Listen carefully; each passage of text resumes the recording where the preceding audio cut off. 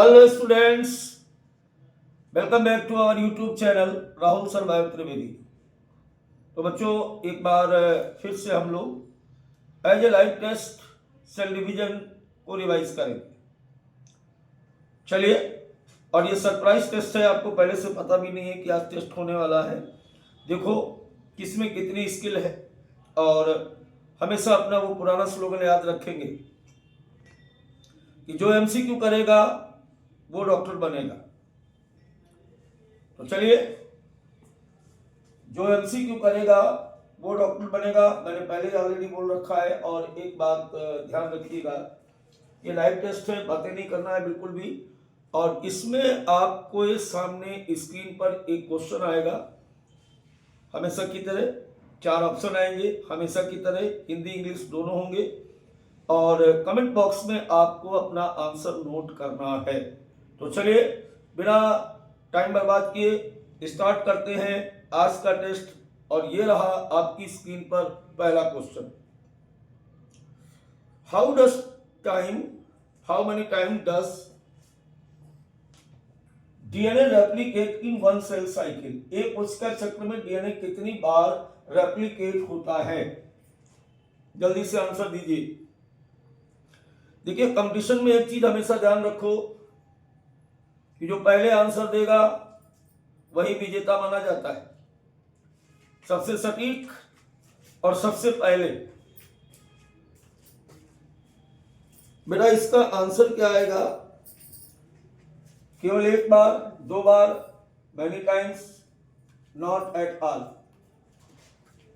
जब आप किसी सेल साइकिल की बात करते हैं, सपोज करो कि ये सेल साइकिल है, और इस सेल साइकिल में यहां पर ये आपका जीवन फेस, इसके बाद ये आता है एस फेस, और एस फेस के बाद आता है ये M phase, sorry G2 phase.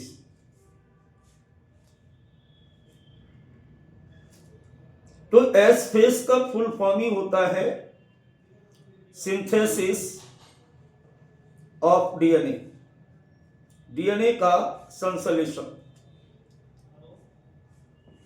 तो कितनी बार होगा बेटा?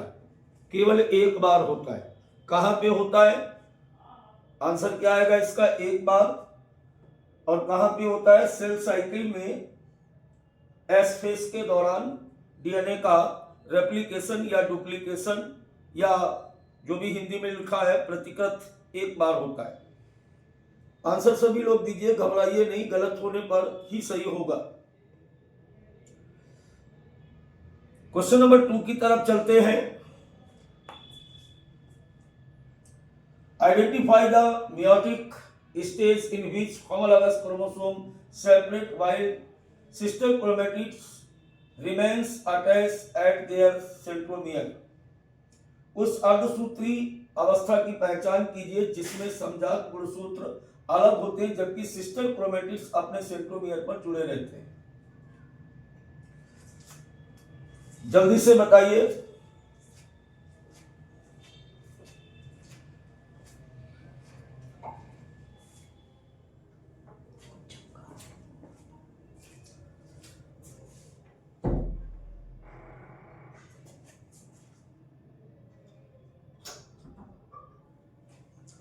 बोलिए भाई, आंसर दीजिए।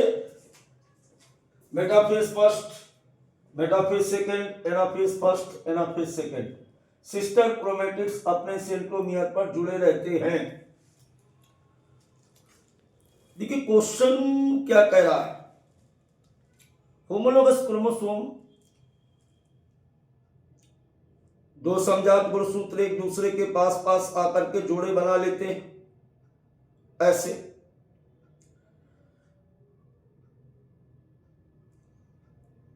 इनके बीच साइनेप्टोनीमल कॉम्प्लेक्स बन जाते हैं जाइगोटीन प्रावस्था में, इस तरीके से ऐसे। फिर इसके बाद ये डबल मेटाफेसिक प्लेट बनाते हैं। कहा? मेटाफेस में। एनाफेस में क्या होता है? एनाफेस में हम देखेंगे कि समजात गुणसूत्र अलग होते हैं एक दूसरे से। एक इधर चला गया, एक इधर चला गया, लेकिन क्रोमैटिड्स, ये जो क्रोमैटिड्स है ये सेंट्रोमियर पर जुड़े रहते हैं। आंसर क्या आएगा इसका? Anaphase first. आंसर आएगा इसका एनाफेस फर्स्ट। चलिए बात करते हैं आज के क्वेश्चन नंबर 3 की।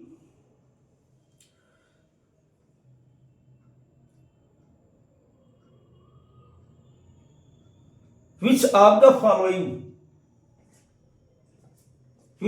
following statement is not true for homologous chromosome pair? निम्नलिखित में से कौन सा कथन समजात गुणसूत्र युग्म के लिए सही नहीं है? They come from only one parent, केवल एक जनक से आते हैं। They usually contain slightly different variants of the same genetic information, इनमें समान आनुवंशिक सूचना के थोड़े भिन्न रूप होते हैं। ये अर्धसूत्री विभाजन के दौरान अलग हो जाते हैं। ये मियोसिस फर्स्ट के दौरान साइनेप्सिस करते हैं। क्या पूछ क्या रहा? सही पूछ रहा है, गलत पूछ रहा है? Is not true. जल्दी से बोलिए।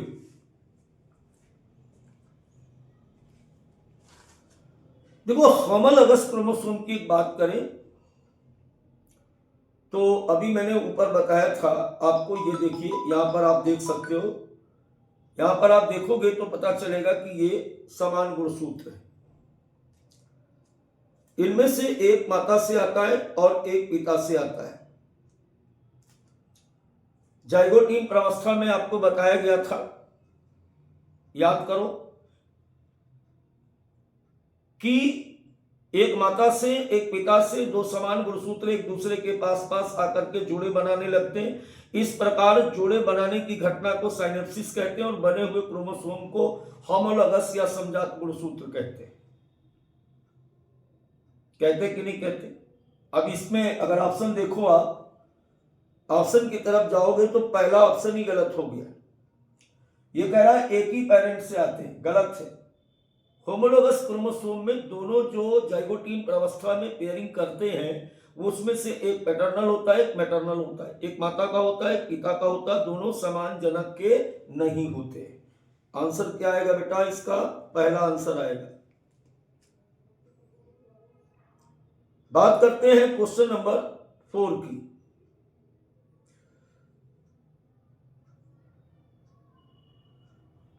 During anaphase first of meiosis, अर्धसूत्री कोशिका विभाजन के एनाफेज फर्स्ट के दौरान होमोलॉगस क्रोमोसोम सेपरेट, समजात गुणसूत्र अलग अलग हो जाते हैं। नॉन होमोलॉगस क्रोमोसोम सेपरेट, असमजात गुणसूत्र अलग अलग हो जाते हैं। Sister chromatid separate, sister chromatid एक दूसरे से अलग अलग हो जाते हैं। नॉन सिस्टर क्रोमैटिड्स एक दूसरे से अलग अलग हो जाते हैं। जल्दी से आंसर करें बेटा, आंसर करें।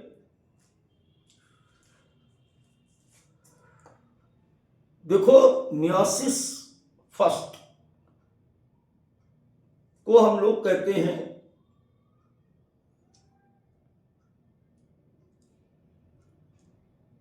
रिडक्शन डिवीजन भी इसको कहते हैं।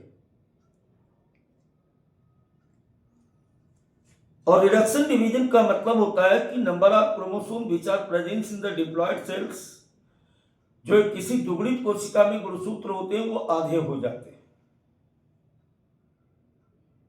हो जाते कि नहीं हो जाते? तो जब ये सेपरेशन होता है तो किसके बीच होता है? क्वेश्चन ये है। तो अगर क्वेश्चन के अकॉर्डिंग हम जाएंगे तो जो दो समजात गुणसूत्र होते हैं वो एक दूसरे से अलग अलग हो जाते हैं। Homologous chromosome are separated. दो समान गुणसूत्र आधे आधे किधर चले गए? दूसरी तरफ चले गए, और आधे दूसरी तरफ चले गए। और ये घटना कहां घटती है? एनाफेज फर्स्ट में। क्लियर हो गई? आंसर क्या आएगा बेटा इसका? इसका आंसर आएगा पहला।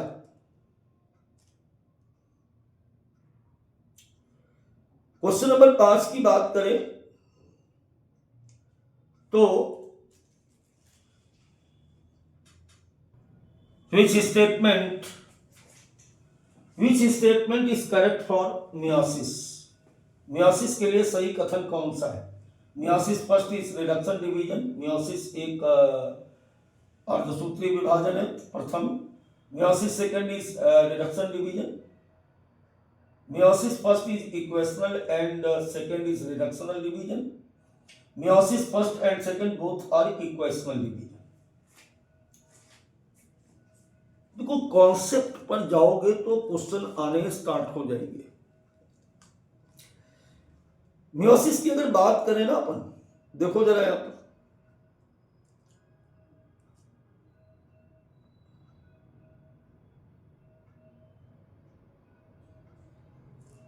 तो मियोसिस बेटा जो होता है वो 2 स्टेप में कंप्लीट होता है। इसमें क्या होता है कि पहले वाले को हम कहते हैं रिडक्शनल डिवीजन,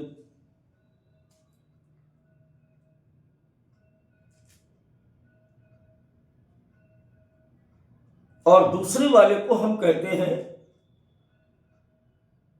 इक्वेशनल डिवीजन। चक्कर क्या है इन दोनों का? जैसे अपने पास कोई भी एक A2N मदर सेल है, अब इसमें क्या हो रहा है कि इन दोनों में, इसमें जैसे अपन ये मान लेते हैं कि इसके पास 6 नंबर ऑफ क्रोमोसोम है। एक मात्र कोशिका है जो विभाजन के लिए तैयार है, इसके पास 6 क्रोमोसोम है। तो मियोसिस फर्स्ट के दौरान इसमें क्रोमोसोम की संख्या घट करके डॉटर सेल में 3 रह गई, रिड्यूस हो गई। क्रोमोसोम की संख्या हाफ हो जाती है, इसीलिए इसको बोलते हैं रिडक्शनल डिवीजन। अभी क्या हुआ आगे, जब ये इक्वेशनल डिवीजन में गया तो फिर से मियोसिस सेकंड जब हुआ, मियोसिस सेकंड जब हुआ, ये मियोसिस फर्स्ट था।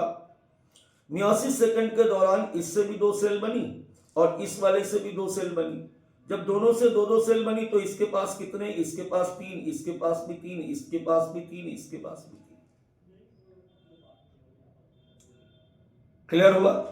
तो यहां पर इसको कहते हैं समसूत्री।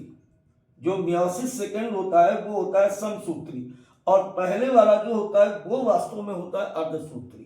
तो इसका जो आंसर होगा मेरे हिसाब से, एक बार दोबारा मैं देखता हूं, meiosis first is reductional division, बिल्कुल सही आंसर जाएगा। कोई दूसरा आंसर इसका हो ही नहीं सकता है। बात करें अगर हम क्वेश्चन नंबर 6 की, देखो ये चैप्टर कॉन्सेप्चुअल चैप्टर है बेटा, तो इसके प्रत्येक मैं क्या यहाँ पर आपको एक्सप्लेन क्या कर रहा हूं, इस पर ज्यादा फोकस करें।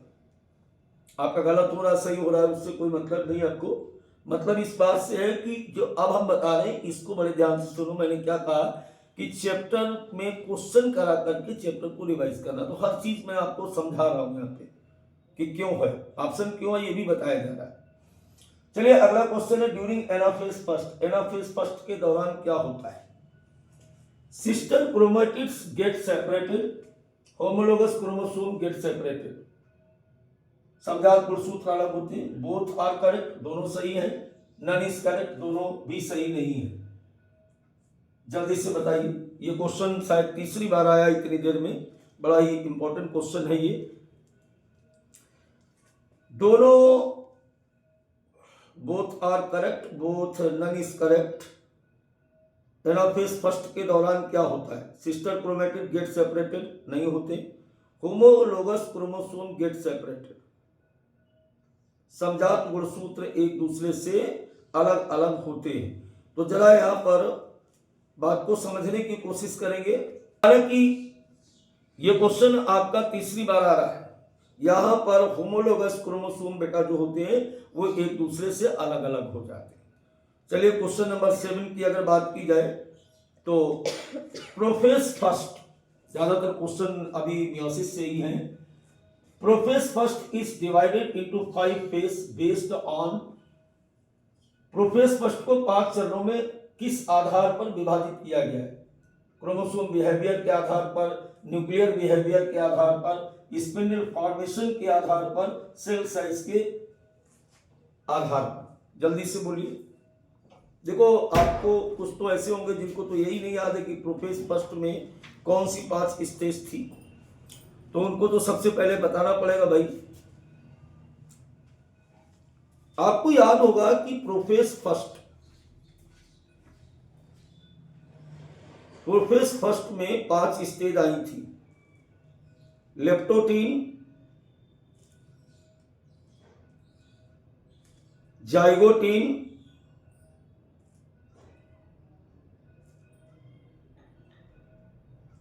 पकाइटीन, डिप्लोटीन और डाइकाइनेसिस। ये स्टेजेस थी। देखो अब इसमें नाटक क्या हुआ था।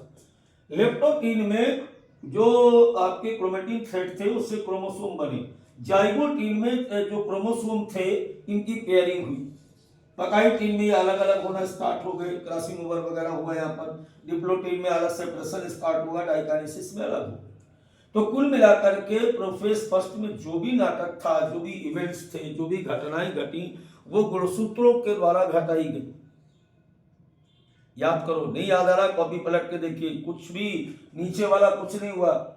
इसमें नाभ की व्यवहार से कोई लेना देना नहीं था, स्पिंडल फॉर्मेशन हुआ ही नहीं, सेल साइड से कोई मतलब नहीं था। आंसर क्या आएगा? आंसर आएगा बेटा chromosomal behaviour. I think my point is clear now. चलिए बात करते हैं क्वेश्चन नंबर 8 की।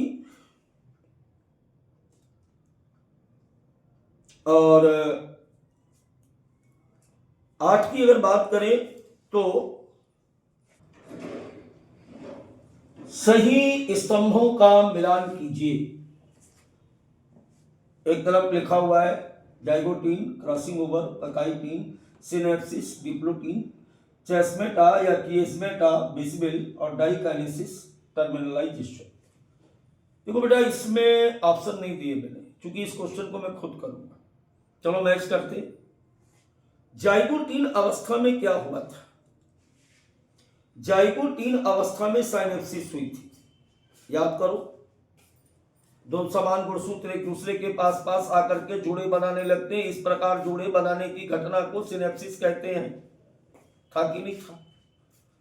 इसके बाद पकाइटीन की अगर बात करो तो पकाइटीन में या पैचिटीन में कब पी हो जाएगा? क्यों पी हो जाएगा?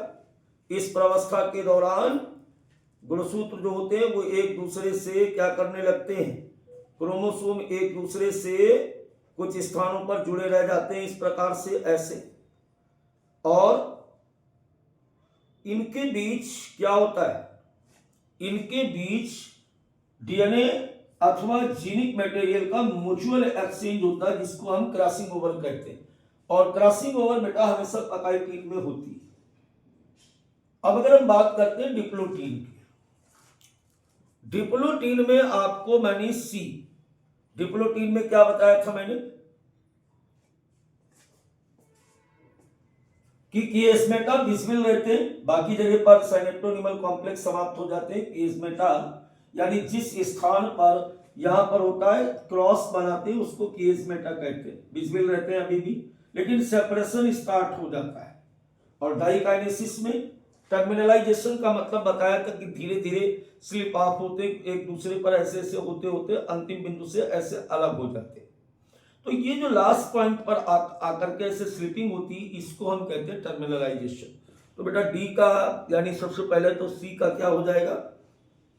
सी का तो आर होगा, बिल्कुल सही जा रहा है।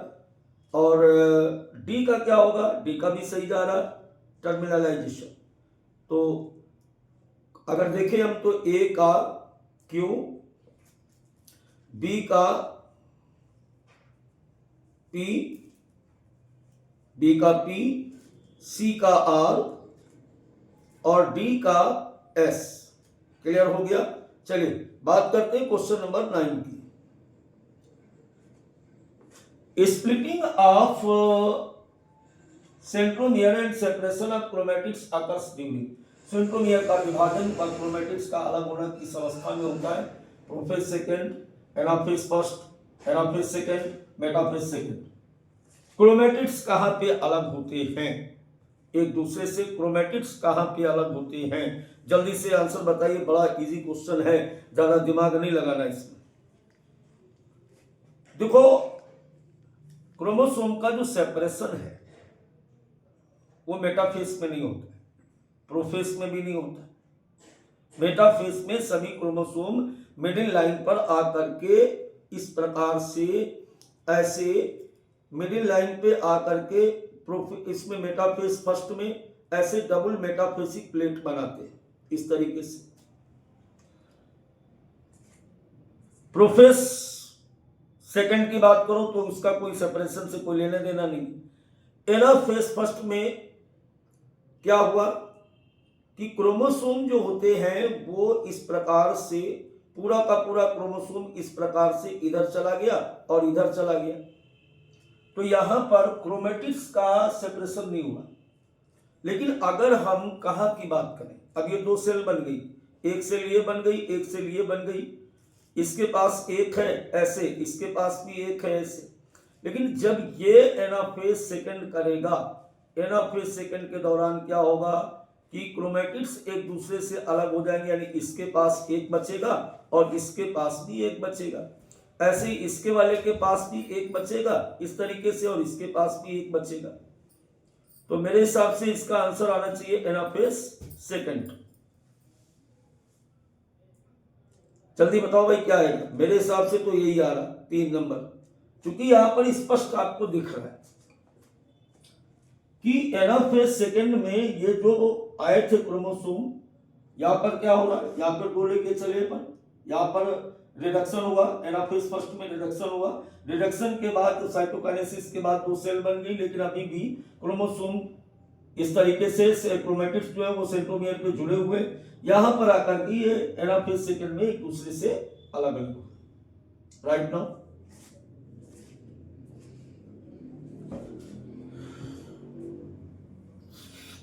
क्वेश्चन नंबर 10 की बात करें। क्वेश्चन नंबर अगर 10 की बात की जाए, diploid cells can divide by, diploid कोशिकाएं किसके द्वारा विभाजित हो सकती हैं? मियोसिस के द्वारा, mitosis only, both meiosis and mitosis, none of these. जल्दी से बोलो, बहुत सरल सवाल, बहुत ही इजी क्वेश्चन है कि किसके द्वारा कोई भी सेल विभाजित हो सकती है, एक दुगुणित कोशिका किसके द्वारा विभाजित हो सकती है? आंसर आएगा बेटा 3, क्योंकि कोई भी सेल जो होती है वो प्रीफिक्स नहीं है, अपनी आवश्यकता अनुसार ये बढ़ती है, मियोसिस भी कर सकती है और माइटोसिस भी कर सकती है। जर्माइनल एपिथेलियम को हैप्लॉइड सेल बनाने होते हैं, स्पर्म हुआ तो मियोसिस कर लेती है, लेकिन जब ग्रोथ शरीर को करानी होती है तो वही डिप्लॉयड सेल जो होती है वो माइटोसिस के द्वारा बढ़ती है। क्वेश्चन नंबर 11 की बात करो, at metaphase chromosome are attached to spindle fibre by their, बाकी दो ऑप्शन कहां चले गए? मेटाफेज अवस्था में स्पिंडल तंतु किसके द्वारा जुड़े होते हैं? ना रहने दो, हम ऐसे ही आपको बताते हैं। देखो मेटाफेज में बाहर में जाए ऑप्शन, इधर देख लो, मेटाफेज में जो क्रोमोसोम होता है वो पूछ रहा है कि किसके द्वारा जुड़े होते हैं। ऐसे स्पिंडल फाइबर, यहाँ पे क्या है, ये स्पिंडल फाइबर है और इधर भी स्पिंडल फाइबर लगा, लेकिन बाबू ये जो होता है ना, ये सेंट्रोमियर आपको लग रहा है, सेंट्रोमियर से नहीं जुड़े होते। जैसे इसको हम ऐसे करके देखें ना, बड़ा करके ऐसे, तो इसके अंदर जो होता है एक काइनेटोकोर नाम की रचना होती है, यहां से ये ऐसे जुड़े होते हैं ऐसे, तो इसका आंसर क्या आएगा? काइनेटोकोर।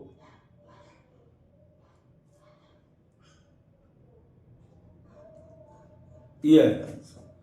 चलिए बात करते हैं क्वेश्चन नंबर 12 की।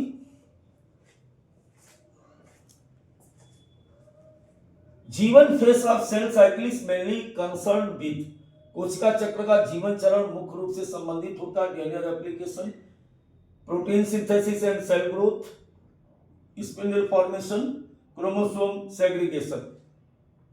इजी सवाल है, अप्रोच किया करो, कोशिश किया करो, जवाब दिया करो, ऐसे काम नहीं चलेगा।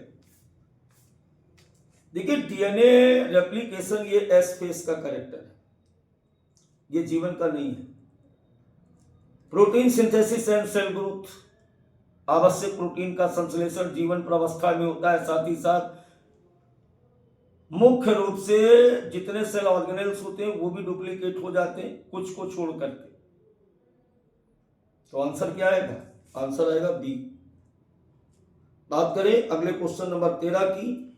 विच एक पॉइंट इंश्योर, इस क्वेश्चन पर फोकस करिएगा। विच एक point ensure that DNA replication is complete before mitosis, कौन सा चेक पॉइंट यह सुनिश्चित करता है कि माइटोसिस से पहले डीएनए प्रकृति पूरी हो चुकी है? G1 check point, G2 check point, metaphase check point, metaphase check point या S चेक पॉइंट? जल्दी से आंसर बताइए, और नहीं आए तो परेशान नहीं होना, हम बताते हैं।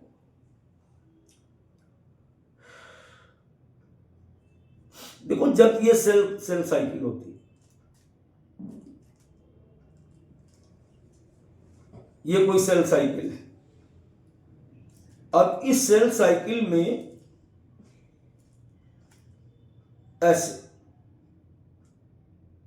G1, S और G2, राइट।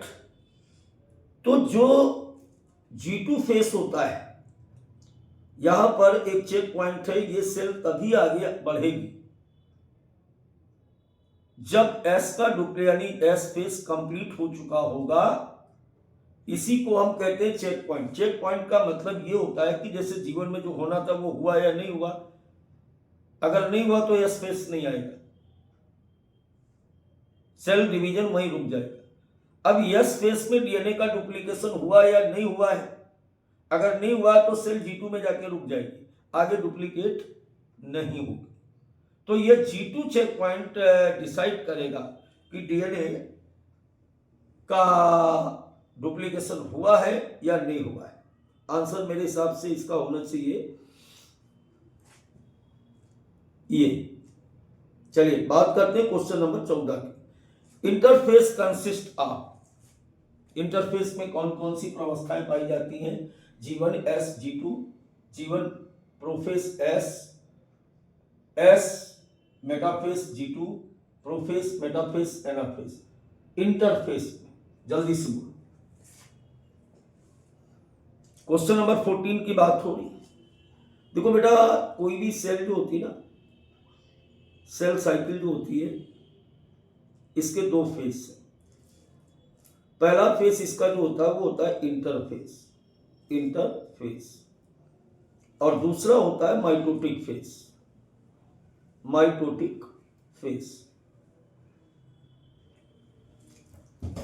इंटरफेस और माइटोटिक फेस। इंटरफेस में कोशिका विभाजन में प्रवेश करती है, विभाजित नहीं होती, अपने आप को विभाजन के लिए तैयार करती है, only prepare for the division. Mitotic face के अंदर कोशिका अपने आप को विभाजित करती है प्रोफेस, मेटाफेस, एनाफेस, टीलोफेस के द्वारा। इसके अगर हम पार्ट करें तो इसके पार्ट आ रहे G1, बेटा इसका पार्ट आएगा S, इसका पार्ट आएगा G2, और इसकी अगर हम बात करें तो इसके पार्ट आएंगे प्रोफेस, मेटाफेस, एनाफेस और टीलोफेस। तो अब तक तो आंसर पता चल ही गया होगा ना, क्या आएगा? A। 14 का आएगा A। क्वेश्चन नंबर बात करते हैं 15 की। In which phase chromosome are most clearly visible. देखो ये याद करने वाला क्वेश्चन है, तो इसमें टाइम नहीं खराब करना है। सबसे स्पष्ट जो होते हैं, जल्दी से आंसर करो नहीं तो फिर मैं बता दूंगा। सबसे स्पष्ट गुणसूत्र जो होते हैं वो दिखाई देते हैं हमको मेटाफेज स्टेज। चलिए बात करते हैं क्वेश्चन नंबर 16 की। देखो जो क्वेश्चन इजी है उसको ज्यादा टाइम खराब नहीं करना, तो थोड़ा वैसा क्वेश्चन हो तो उसको जरा देखते नहीं, इसमें क्या देखना था। Which protein complex regulate transition from G1 to S phase? G1 से S चरण में परिवर्तन को कौन सा प्रोटीन कॉम्प्लेक्स नियंत्रित करता है? देखो ये भी आपको याद करने वाला क्वेश्चन, एक अच्छा क्वेश्चन है यहाँ पर, तो इसको आप ध्यान रखें।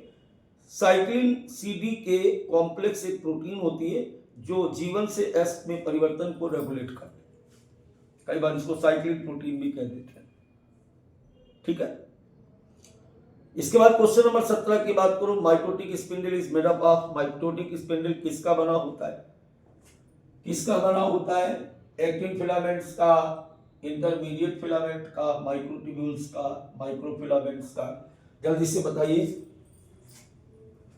पूछ क्या रहा? पहले ये देखो, जैसे ये मेटाफेज स्टेज में ऐसे क्रोमोसोम आते हैं, ऐसे ऐसे आते हैं क्रोमोसोम, और ये कह रहा है कि यहाँ पर ये इस तरीके से, ये माइटोटिक स्पिंडल इसको बोल रहे हैं कि ये जो ये चीज है ना, ये किसकी बनी होती है, इस पर ये पूछा जा रहा है। बेटा हमेशा ध्यान रखो, साइटोस्केलेटन में हमने पढ़ाया था आपको कि माइक्रोट्यूब्यूल्स, ट्यूबुलिन प्रोटीन किससे बने होते हैं? ये ट्यूबुलिन प्रोटीन से बने होते हैं, और इसका संश्लेषण जो होता है वो G2 फेज में होता है। क्लियर हो? बात करें क्वेश्चन नंबर 18 की, सेंट्रोमियर डिवाइड ड्यूरिंग। सेंट्रोमियर तारा केंद्र किस अवस्था में विभाजित होता है? मेटाफेज, एनाफेज, टेलोफेज और प्रोफेज। जल्दी से बताइए। सेंट्रोमियर पता ही है तुम्हें सेंट्रोमियर क्या होता है, और नहीं पता है तो मैं आपको बता दूं कि सेंट्रोमियर जो होता है वो ये पॉइंट होता है, इसको कहते हैं हम सेंट्रोमियर। ये किस अवस्था में एक दूसरे से अलग अलग होते हैं? किसमें अलग होते हैं? एनाफेज। एनाफेज में इस तरीके से ऐसे खुल जाते हैं, और ये क्रोमोसोम इधर चला गया, एक क्रोमोसोम इधर चला गया, ऐसे एक क्रोमेटिड चला, वो बाद में अलग अलग क्रोमोसोम बन जाएंगे। क्वेश्चन नंबर 19 की अगर बात की जाए, cell plate formation occurs during. Cell plate का निर्माण किस अवस्था में प्रारंभ हो जाता है? प्रोफेज में, मेटाफेज में, एनाफेज में, टेलोफेज में। जल्दी से बोलो, सरल सवाल, जल्दी से बताइए। देखो टेलोफेज प्रावस्था में क्या होता है? टेलोफेज प्रावस्था में बताया था मैंने आपको कि क्रोमोसोम जो होते हैं वो विपरीत ध्रुवों पर आ जाते हैं, इस तरीके से विपरीत ध्रुवों पर आ जाते हैं। अब इनके चारों तरफ क्या होता है, ये न्यूक्लियर मेम्ब्रेन आ जाती है, और न्यूक्लियर मेम्ब्रेन बनने के साथ इसमें न्यूक्लियोलस बन जाती है। लेकिन टेलोफेज प्रावस्था के समाप्त होने से पहले पहले ही इसके बीच में क्या हो जाता है, इस तरीके से ये सेल प्लेट बननी बेटा स्टार्ट हो जाए। तो इसका सही आंसर क्या होगा? इसका सही आंसर होगा टेलोफेज। चलिए इसी के साथ अपन लोग बात कर लेते हैं, सिनेप्सिस अकर्स इन। साइनेप्सिस कब होता है? साइनेप्सिस होता है प्रोफेज ऑफ मियोसिस में, मेटाफेज में, प्रोफेज सेकंड में, और एनाफेज फर्स्ट में। देखो प्रोफेज फर्स्ट ऑफ मियोसिस में कहाँ होता है? इसका सही आंसर होगा ए। चूंकि साइनेप्सिस किसे कहते हैं? दो समान गुणसूत्र एक दूसरे के पास पास आकर के जोड़े बनाने की घटना को सिनेप्सिस कहते हैं, जिसमें एक माता का एक पिता का होता है, इनके बीच साइनेप्टोनिमल कॉम्प्लेक्स बन जाते हैं। कौन सी स्टेज है बेटा? ये स्टेज का नाम है जाइगोटीन। और जाइगोटीन किसका है? जाइगोटीन है प्रोफेज फर्स्ट का। क्लियर हुआ? चलिए अब हम लोग बात करते हैं क्वेश्चन नंबर 21 की। Crossing over take place. Crossing over कब होता है? लेप्टोटीन में, जाइगोटीन में, पकाइटीन, डिप्लोटीन। जल्दी से बोलो, जल्दी से बोलो, आंसर क्या आएगा? क्रॉसिंग ओवर, दो गुणसूत्रों के बीच क्या हो रहा था? ऐसे एक दूसरे के साथ ऐसे क्रॉस बनाते हुए स्थित हो जाते हैं। यहाँ पर दोनों के बीच डीएनए अथवा जेनेटिक मटेरियल का म्यूचुअल एक्सचेंज होता है, जिसको हम क्या बोलते हैं? जिसको हम बोलते हैं क्रॉसिंग ओवर। और क्रॉसिंग ओवर कब होती है? पकाइटीन स्टेज में होती है। कहाँ होती है बेटा? पकाइटीन स्टेज में होती है। आंसर क्या आएगा इसका? सी आएगा। चलिए बात करते हैं अब हम लोग क्वेश्चन नंबर 22 की। चेस्मेटा और विजिबल ड्यूरिंग। किएस्मा कब दिखाई देते हैं? अभी थोड़ी देर पहले मैंने ऐसा ही क्वेश्चन कराया था आपको। डिप्लोटीन अवस्था में किएस्मा दिखाई देते हैं। जो लर्निंग क्वेश्चन उसको बिल्कुल दिमाग नहीं लगाना। रिडक्शन डिवीजन अकर्स यानी अर्धसूत्रण कहाँ होता है, तो हमेशा ध्यान रखें मियोसिस फर्स्ट में होता है। अर्धसूत्रण कहाँ होता है बेटा, मियोसिस फर्स्ट में होता है। Number of chromosome remain same in गुणसूत्रों की संख्या समान बनी रहती, कब बनी रहती है, मियोसिस फर्स्ट में, मियोसिस सेकंड में, माइटोसिस में, बोथ बी एंड सी। जल्दी से बोलो, क्वेश्चन मजेदार है। क्वेश्चन नंबर 24 की बात करें, गुणसूत्रों की संख्या कहां समान बनी रहती है, तो जब किसी 2n सेल से विभाजित होने के बाद 2n कोशिकाएं ही बनती हैं। जैसे इसके पास 12 क्रोमोसोम थे, इसके पास भी 12 रहे, तो ये कौन सा डिवीजन है बेटा, ये हमेशा माइटोसिस डिवीजन है। आंसर क्या आएगा इसका, सी आएगा। अब इसके बाद आ जाइए क्वेश्चन नंबर 25 की बात करें, टर्मिनलाइजेशन ऑफ चेस्मेटा अकर्सिन, किएस्मा का टर्मिनलाइजेशन कहां होता है, जल्दी से बताइए। लास्ट स्टेज है प्रोफेस फर्स्ट की, कहां पे होगा, जल्दी बोलो कहां पे होगा, 25 का जल्दी बोलो कहां होगा। तो बेटा इसका सही आंसर पहले भी मैं बता चुका हूं कि टर्मिनलाइजेशन क्या होता है, जहां पर दोनों क्रोमेटिड एक दूसरे से स्लिप वॉक होते हुए अंत में अलग होते हैं। तो ये कौन सा था, डाइकाइनेसिस। चलिए बात करते हैं 26 नंबर, माइटोसिस का सबसे लंबा चरण होता है।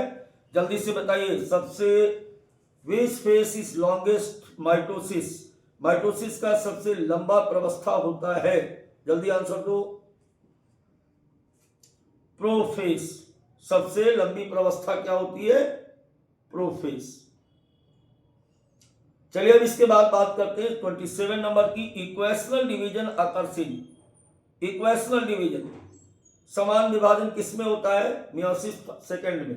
कहां पे होगा, मियोसिस सेकंड में, चूंकि मियोसिस फर्स्ट में हमेशा अर्धसूत्रण होता है।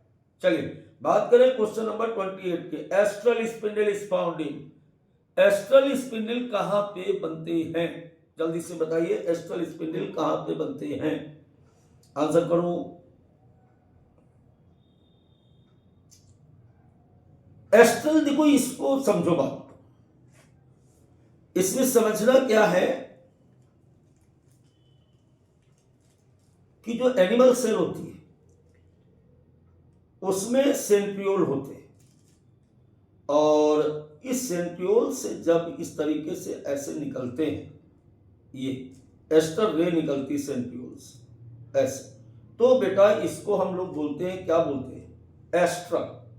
एस्टर रे कहां पे होती, सेंट्रियोल होता है ना, सेंट्रियोल से बाहर जो ऐसी रेस जैसी निकलती हैं, आप चेक करो एनसीईआरटी, उसी को हम बोलते हैं एस्टर रे। तो astral spindle is found in, कहां पे, एनिमल सेल्स में बनेगी, क्योंकि प्लांट सेल में बनेगी नहीं, फंजाई और बैक्टीरिया में माइटोसिस मियोसिस से कोई मतलब ही नहीं है, ये माइटोसिस से डिवाइड हो जाता है ना। तो इसका आंसर क्या है, एनिमल सेल्स है।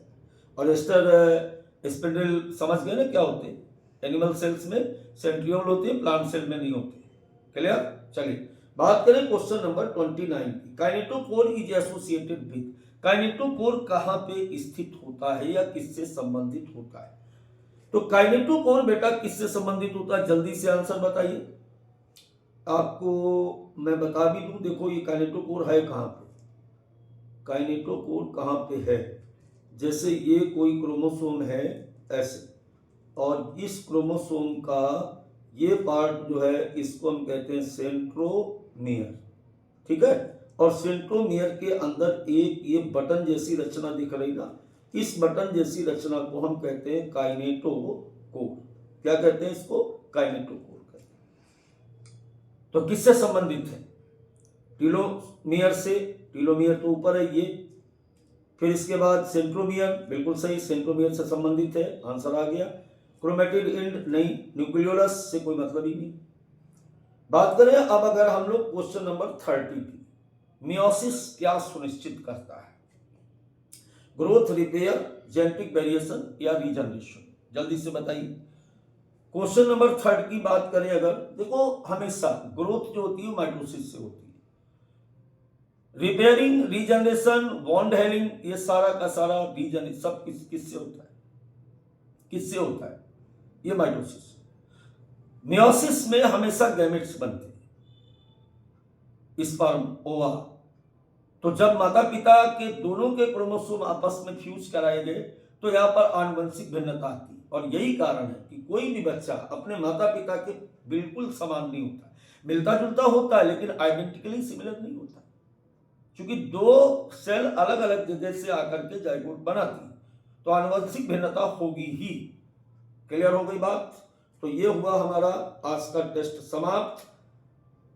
आज के क्वेश्चन हमने कराए 30, कल आपको पूरा 45 क्वेश्चन कराएंगे हम।